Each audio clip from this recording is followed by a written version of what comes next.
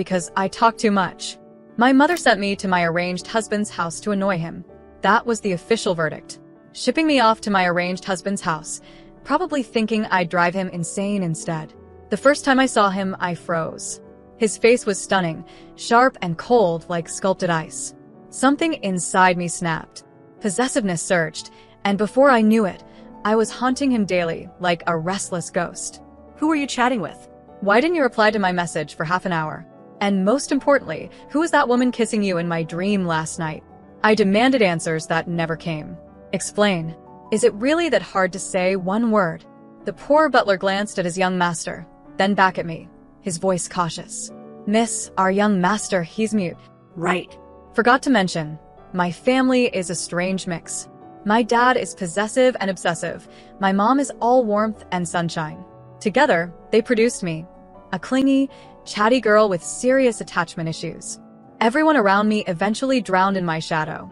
Dad once tested me several times, probably hoping I'd snap, so he could justify sending me to a psychiatric hospital. In the end, he gave up after realizing I was all bark and no bite. That happened during the summer break of my junior year. My best friend burst into tears, said goodbye, and ran off, leaving me with no one to talk to but my mom. Dad, mercifully, has hearing problems. He just takes out his hearing aid whenever he's had enough of me. Lucky man. One night, after a nightmare, I padded to my parents' bedroom. I knocked and knocked, my face gloomy, but they took forever to answer. When Dad finally opened the door, his expression screamed impatience, his voice low and hoarse. Emma, what is it now? I pushed past him, glaring at my mom like a betrayed child. Mom, why didn't you say goodnight to me? What were you two doing? Why did it take so long to open the door? Why was it locked again? Aren't we supposed to be the closest family? I didn't stop there. Mom, I dreamed you had a baby brother and didn't want me anymore. You wouldn't do that, right? Why aren't you answering? My mom pressed her eyes shut and ground her teeth. Finally, she snapped. Do you think I'd torture myself by having another child like you? One is more than enough. Instantly, I brightened. I knew you loved me the most. I scrambled onto the bed, hugging her tightly. Mom, can you tell me again about the dream you had when you were pregnant with me? Dad's face darkened, his hand shooting out to drag me away, but Mom stopped him. They exchanged a look, one of those grown-ups looks full of unspoken meaning. Shockingly, Dad backed off, shutting the door without protest. He even looked pleased. I didn't think much of it. I was too busy basking in the glow of being my mom's favorite. So when she suggested a road trip the next day, I agreed without hesitation. The moment I got in the car, my motion sickness hit, dragging me into a fog of drowsiness. For once, I was quiet. My parents seemed overjoyed by this miracle. Dad even gave me a rare, almost pleasant look as I drifted in and out of sleep. Then I was suddenly yanked awake. We're here, Dad announced. The car had stopped in front of a modest vintage house, its design a mix of Western and Eastern styles. Dad shoved a suitcase into my arms, climbed back into the car, and locked the doors in one swift move. I blinked, wide awake now, but it was too late. The car was already driving off. Mom's voice floated out the window as the car pulled away. Sweetie, you actually have a childhood fiancé. Go bother him instead. We'll pick you up when school starts. My face darkened instantly. They tricked me. Miss Emma, a middle-aged man called politely when I turned around. My sulky expression flipped in a heartbeat the moment my eyes landed on him. No, not him. The one standing behind him. Tall, elegant, with perfect features and an air of frosty indifference. He lowered his gaze coldly, showing not even a flicker of curiosity toward me. My heart practically turned into cartoon hard eyes on the spot. I rushed forward like a whirlwind. Oh my God. I knew at first sight you were my future husband. We've never met before, right? What's your name? Why aren't you talking? Are you shy? Fine, I'll just call you hubby. His expression froze, his eyes like ice. Realizing I might be too forward, I quickly corrected myself. Right. We need our parents' approval first. Where are they? Take me to meet them. The butler's face tightened, and the young man turned away, lips pressed together, refusing to look at me. Later, after meeting the elderly owner of the house, Grandpa Wilson, I finally learned the truth. His name was Ethan Wilson. His parents had died unexpectedly, and since then, he hadn't spoken a word. He'd been silent since he was 6. Your grandfather and I were old war buddies, Grandpa Wilson said with a nostalgic smile. Back then, we joked about arranging a childhood engagement. Of course, no one is forcing you two together. We only hoped you'd become friends. The relief on my face must have been obvious, because his smile faltered into a sigh. His eyes softened as he glanced toward Ethan. Poor boy, orphaned so young, mocked because he cannot speak. I'm an old man, Emma, and I don't know how many years I have left. I waved both hands before he could say more. Who says I don't want to? Don't worry, Grandpa. When it comes to loyalty, I never back down. I've already decided. He's my future husband. If Ethan had been my dad, life or death would have been equally exhausting. Thankfully, he wasn't. Grandpa Wilson, however, was so delighted that his wrinkles seemed to smooth from smiling. We ended up chatting for 2 hours, and the more we talked, the more I felt like I discovered a kindred spirit. By the time the butler gently reminded us it was getting late, I almost didn't want to leave. Reluctantly, I retired to the room they'd prepared for me, conveniently located right next to Ethan's. Naturally, I knocked on his door. Hubby, open up. Don't pretend you're not in there. I know you're awake. Silence. Aren't you curious about the girl who's engaged to you? Don't you want to know whether I like my mom or my dad better? Or how my grades are? Whether I've ever gotten a love letter? What anime I like? If I prefer sunny days or rainy ones? The color of my pajamas? Or maybe what my bedding set looks like? Still nothing. I went on like that for an entire hour. And though he didn't respond even once, I actually felt content. He was the first person who had ever listened to me for so long without interrupting. The next morning, I found Ethan already at the breakfast table, quietly eating dumplings. Oh, you like dumplings? I sat down beside him, as if it were the most natural thing. What a coincidence. There's this super famous dumpling shop near my school. People line up all day just to get a taste. I'll take you there someday, though we'll have to wait in line for a while. Speaking of lines, there was this one time at the supermarket when I rattled on, then suddenly leaned closer, lowering my voice conspiratorially. Oh, by the way, what color underwear do you usually wear? The butler, who had been smiling fondly at our conversation, almost choked on his tea. Ethan froze, spoon halfway to his lips, his delicate brows knitting together in sheer horror. His entire posture screamed, "Stay away from me." But after living with my dad's icy glares for more than a decade, I'd grown skin thicker than castle walls. I turned expectantly to the butler. He cleared his throat and whispered, "Black." Ethan shot up from his chair, eyes wide with disbelief and embarrassment. The butler bowed slightly. "Young master, the family instructed us to answer all of Miss Emma's questions, no matter how trivial." Ethan stormed off, his face like stone. Naturally, I ran after him. "Why don't we exchange phone numbers? That way we can chat more conveniently. By the way, don't you think the voice message prompt sounds bossy? Press and hold to speak." Ha ha ha. Bang. The door slammed in my face, so close it nearly caught my nose. Unfazed, I leaned over the railing and called downstairs. "Uncle Butler.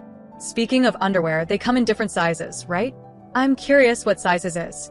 The door flew open again. Ethan's face was crimson, his jaw tight. Without a word, he shoved his phone at me, practically into my face. I beamed triumphantly. Finally, progress. I snatched his phone and started typing in my number. Emma Wilson, wait, that's weird. I mean Emma Chin. For now. Though Emma Wilson does have a nice ring to it, don't you think? Ethan's eye twitched. I handed his phone back and immediately whipped out mine. There. Now we're officially connected. This is so much better than shouting through doors. Oh, speaking of which, I started typing furiously. His phone buzzed, then buzzed again, and again. What's your favorite color? Do you like horror movies? Are you ticklish? What's your blood type? Do you believe in astrology? Are you a morning person? What's your biggest fear? Do you prefer cats or dogs? Have you ever been in love before? What do you think of me so far? Ethan stared at his phone screen, which was lighting up like a Christmas tree with my rapid-fire messages. His perfect features contorted into an expression of pure panic. He started backing away from me slowly, still clutching his phone. "Where are you going? We haven't established our texting schedule yet." I was thinking every 5 minutes during waking hours is reasonable. He broke into a run. "Hubby, wait." I chased after him down the hallway. "I haven't told you about my sleeping schedule. I usually wake up at 3 a.m. from nightmares and need someone to talk to." The poor butler appeared at the end of the hallway, looking like he was reconsidering his life choices. Ethan practically dove behind him for protection. "Miss Emma," the butler said diplomatically. Perhaps the young master needs some adjustment time? Adjustment time? I tilted my head. But we're going to be together forever. Shouldn't we start getting to know each other now? Time is precious. Every moment we waste is a moment we could be building our eternal bond. Ethan's face had gone completely white. He grabbed the butler's arm and started gesturing frantically. A whole silent conversation I couldn't understand, but was dying to be part of. Oh. Are you using sign language? I should learn that. Uncle Butler, can you teach me? What's he saying right now? The butler's eyes darted between Ethan and me. He's asking about breakfast arrangements. Breakfast arrangements? I clapped my hands together. Perfect. We should eat every meal together from now on. Breakfast, lunch, dinner, and midnight snacks. I read somewhere that couples who eat together stay together. Oh, and I should mention, I talk during meals. A lot. Some people find it annoying, but you'll love it. Ethan's silent scream was practically visible. He suddenly straightened up, seemed to make a decision, and marched toward the front door with determination. Where are you going? I trotted after him. Are we going somewhere together? How romantic. Our first outing. He grabbed a jacket from the coat closet and headed straight for what looked like a sleek black car parked in the driveway. Oh, you drive. How mature and attractive. I don't have my license yet, but I'm a great passenger. I provide excellent conversation and... He slammed the car door and started the engine. I knocked on the window. Hubby, you forgot me. Through the glass, I could see him rest his forehead against the steering wheel in what looked like defeat.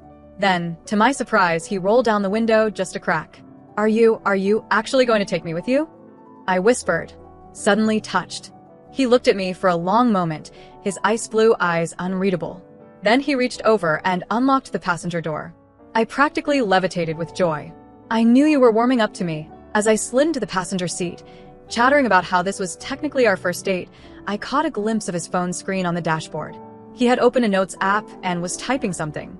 Curious, I leaned over to look and froze. On the screen, in perfectly typed letters, were the words, "How do I make her stop talking without hurting her feelings?" I sat back in my seat, momentarily speechless for the first time in years. Ethan glanced at me, probably noticing the unusual quiet, and quickly closed the app. His ears had turned red. For a few seconds, we sat in complete silence as he started driving. I stared out the window, processing this glimpse into his thoughts. Then I started giggling. You know, I said, turning to face his profile, most people just tell me to shut up. The fact that you're worried about my feelings is actually really sweet. His hands tightened on the steering wheel. Don't worry though, I continued cheerfully. I'm not going to stop talking. But I appreciate that you care enough to want to do it nicely. That's true husband material right there. If Ethan could have groaned out loud, I'm pretty sure he would have. We drove through the quiet suburban streets in what I would generously call companionable silence and what Ethan probably considered temporary peace. I tried to contain myself, really I did, but after approximately 30 seconds, the quiet became unbearable. So where are we going? Is it a surprise? I love surprises. Well, except for the time my dad surprised me with a psychiatrist appointment, but that's a whole different story. Oh, speaking of stories. Did you know I once got lost in a mall for 6 hours because I was following this really interesting conversation between two teenagers about their drama club? The security guard said I was the most talkative lost person he'd ever found. I told him about Ethan's phone, which was sitting in the cup holder, suddenly lit up. He'd received a text. Oh, who's texting you? Is it a friend? A secret admirer? Your grandfather? Wait. I gasped dramatically. Do you have a girlfriend? The car swerved slightly as Ethan fumbled to grab his phone while keeping his eyes on the road. I leaned over to help. I'll read it for you. Safety first. Let's see. It's from someone named Alex, and it says, oh. I blinked. It says, dude, how's it going with your chatty fiancé? Mom says she heard screaming from your house this morning. Ethan's face turned an impressive shade of crimson. Alex sounds like a good friend. I mused. Very concerned about your welfare. Should I text back? I could introduce myself. Before Ethan could stop me, I had already grabbed his phone and started typing. Hi, Alex. This is Emma, the chatty fiancé. No screaming here, just enthusiastic conversation. Ethan is being very patient with me. We're on our first car ride together right now. It's very romantic. Do you have any embarrassing stories about Ethan I should know? Emma. I hit send with a satisfied smile. Ethan nearly ran a red light. His phone immediately started buzzing with what I could only assume were increasingly frantic messages from Alex. I started to reach for it again, but Ethan snatched it away and stuffed it in his jacket pocket, shooting me a look that could have frozen hellfire. Okay, I'll respect your privacy, I said, holding up my hands. But only because you're being such a good sport about this whole arranged marriage thing. Most guys would have run away screaming by now. Ethan gave me a look that suggested he had definitely considered it. We pulled into the parking lot of what appeared to be a small, cozy bookstore cafe. The kind of place with mismatched furniture and the smell of old books and fresh coffee. My eyes lit up immediately. Oh, this is perfect. I love bookstores. Do you come here often? Is this your secret hideout? Are you one of those mysterious, brooding guys who reads philosophy in dark corners? That would be so attractive. Though everything you do is attractive, so that's not really surprising. Ethan was already out of the car and walking toward the entrance, clearly hoping I'd get distracted and stay behind. Fat chance. I caught up to him just as he was pulling open the cafe door. Are we having coffee? This is like a real date. Should I order something sophisticated? I usually just get hot chocolate with extra marshmallows, but maybe I should try espresso? Do I look like an espresso person to you? The moment we stepped inside, a warm voice called out, "Ethan, you're early today." Behind the counter stood a woman in her 50s with kind eyes and graying hair pulled back in a messy bun. She was already reaching for what was obviously Ethan's usual order before she noticed me. Oh, her eyebrows shot up. And who's this lovely young lady? I stepped forward before Ethan could even attempt to gesture an explanation. Hi, I'm Emma Chun. Well, future Emma Wilson. I'm Ethan's arranged fiancé. We just met yesterday, but I can already tell we're soulmates. He brought me here for our first official date. Isn't he romantic? The woman's mouth fell open slightly. She looked from me to Ethan, who had gone rigid with embarrassment, and then back to me. Arranged fiancé? She repeated slowly. Oh yes. Our grandfathers were war buddies. It's very traditional and romantic. Ethan's been so welcoming. Well, he hasn't actually said anything yet because he's mute, but his body language is very expressive. He's probably just overwhelmed by how perfect I am for him. I beamed at Ethan, who looked like he wanted to disappear into the floor. The woman, whose name tag read Martha, started laughing. Actually laughing, not the polite chuckle most adults gave me before quickly changing the subject. Oh, honey, she said, wiping her eyes. You're something else. Ethan, you didn't tell me you were engaged. Ethan pulled out his phone and quickly typed something, showing it to Martha. Her expression softened immediately. Oh, I see. Well then, Emma, it's lovely to meet you. I'm Martha, and this young man has been coming here every Tuesday and Thursday for 3 years. Always orders the same thing, medium black coffee and a blueberry muffin, and always sits in that corner booth over there. She pointed to a secluded spot by the window. 3 years, I exclaimed, turning to Ethan. You have a routine. That's so cute. What else do you do regularly? Do you have other secret spots? Do you come here to think deep thoughts? Do you write poetry?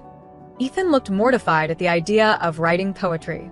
I'll have whatever he's having, I told Martha, then leaned conspiratorially over the counter. Between you and me, I'm trying to learn everything about him. We're going to be married someday, so I need to know all his habits, preferences, and secret dreams. Married? Martha glanced at Ethan again. How do you feel about that, sweetheart? Ethan's response was to bury his face in his hands. He's overwhelmed by joy, I interpreted helpfully. It's a lot to process. I'm a very intense person. My parents always said I came with the emotional intensity of 10 people packed into one small body. I can see that, Martha said, still grinning. Well, let me get your order started. Why don't you two grab that corner table? As we walked toward Ethan's usual spot, I kept up my running commentary. This place is so cozy. I bet you come here to escape from the world. Don't you? It must be nice being somewhere quiet where you can just think. Though now that I'm here, it won't be quite as quiet. But that's good. Silence can be overrated. I read somewhere that couples who share experiences bond faster. I stopped abruptly. Ethan had pulled out a chair for me. Oh, I said softly, genuinely touched. That's really gentlemanly of you.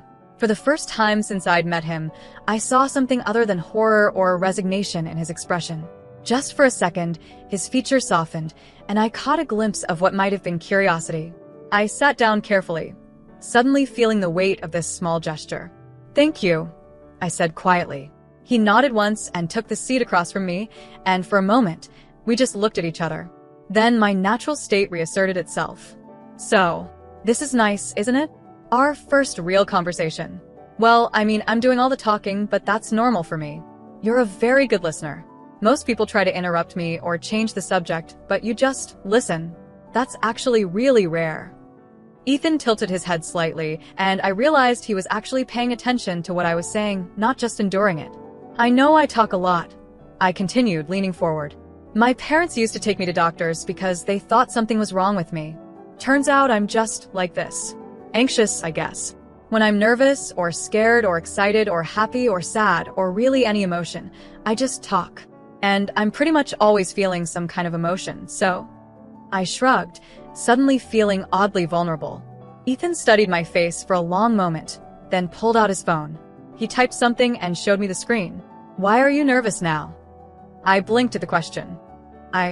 Well, I guess because I really want you to like me, and I know I'm a lot to handle.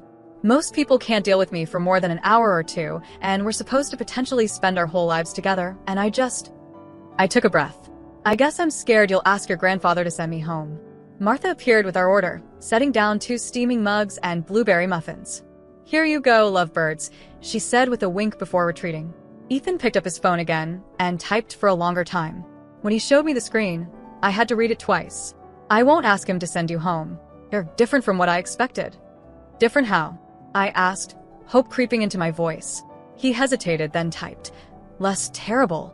I burst into laughter. "Less terrible? That's the nicest thing anyone said about me in months." I raised my coffee mug to being less terrible than expected. And then something miraculous happened. The corner of Ethan's mouth twitched. Just barely, but it was definitely the beginning of a smile. "Oh my God," I practically shouted, causing several other customers to look over. "You almost smiled." That was definitely an almost smile. "Do it again." The almost smile disappeared immediately, replaced by his usual stoic expression, but I had seen it. Victory was mine. Okay, I'll be cool about it," I said, trying to contain my excitement. "But just so you know, I'm mentally celebrating like I just won the lottery." Ethan shook his head, but picked up his coffee, and we fell into what was probably the most comfortable silence of my entire life. I managed to go almost 3 full minutes without talking, which was practically a personal record. "So," I finally said, because 3 minutes was really pushing my limits, "what do you usually think about when you sit here?" Instead of looking annoyed, Ethan actually seemed to consider the question. He typed, "Everything. Nothing. It's quiet." "And now it's not," I said, suddenly feeling guilty. He looked at me for a long moment, then typed, "No. Now it's different." Good different or bad different? Another pause. Then, still deciding, I grinned. "Fair enough. I'll work on making it good different." We spent the next hour in the cafe, and I discovered something amazing. Ethan was actually listening to everything I said. Really listening. When I told him about my recurring nightmare where my teeth fell out, he typed questions about it. When I mentioned my favorite book, he wrote down the title. When I complained about my parents shipping me off, he looked genuinely sympathetic. More importantly, he started typing longer responses, sharing small details about himself. He liked mystery novels. He taught himself to play piano to have something to do with his hands when he was anxious. He actually did think deep thoughts in this cafe, mostly about whether his parents would be proud of the person he'd become. Of course they'd be proud, I said firmly when he showed me that last message. "Look at you. You're smart and kind and patient enough to put up with me for a whole hour without running away. Plus you're ridiculously good-looking, which doesn't hurt." His ears turned red again, but this time it seemed less like embarrassment and more like pleased embarrassment. "Can I ask you something?" I said as we were getting ready to leave. He nodded. "Why did you bring me here? You could have just driven around the block to get away from me." Ethan was quiet for a long time, staring down at his phone. Finally, he showed me his answer. "You said you dreamed about your mother not wanting you anymore. I know what that feels like." My heart did something complicated in my chest. Oh. "This place is safe," he typed next. "I thought maybe you'd like it." I stared at him, this beautiful, silent boy who just admitted he understood my deepest fear and had tried to make me feel safe. Suddenly, all my manic energy settled into something warm and steady. Thank you, I said quietly. That's the kindest thing anyone's ever done for me. This time, when the corner of his mouth twitched, he didn't try to hide it. As we walked back to the car, I chattered about the cafe, about Martha, about how good the blueberry muffin was. But something had shifted between us. Ethan wasn't just enduring my presence anymore, he was actually engaging with it. When he held the car door open for me again, I impulsively stood on my tiptoes and kissed his cheek. Thank you for our first date, I said. Ethan froze completely, one hand still on the car door, his cheek burning red where my lips had touched. I slid into the passenger seat, grinning. Don't worry, I won't do that again until you're ready. But fair warning, I'm a very affectionate person, so eventually there will be lots more kissing. Just thought you should know what you're getting into. As Ethan walked around to the driver's side, I caught him touching his cheek with a slightly dazed expression. Maybe, just maybe, this arranged marriage thing was going to work out after all. The drive back to the house was filled with my usual chatter, but now Ethan occasionally nodded or shook his head in response to my questions. Small gestures, but they felt like huge victories. Oh, I said as we pulled into the driveway. I just realized I never got to ask Martha if she has any embarrassing stories about you. We'll have to go back soon so I can interrogate her properly. Ethan's look of horror was back, but underneath it, I could swear I detected the tiniest hint of fondness. As we walked to the front door, I was already planning our next adventure. Maybe I could convince him to teach me sign language, or show me his piano playing, or let me reorganize his bookshelf while telling him about every book I'd ever read. The possibilities were endless, and for the first time in my life, I had someone who might actually stick around long enough to experience them all.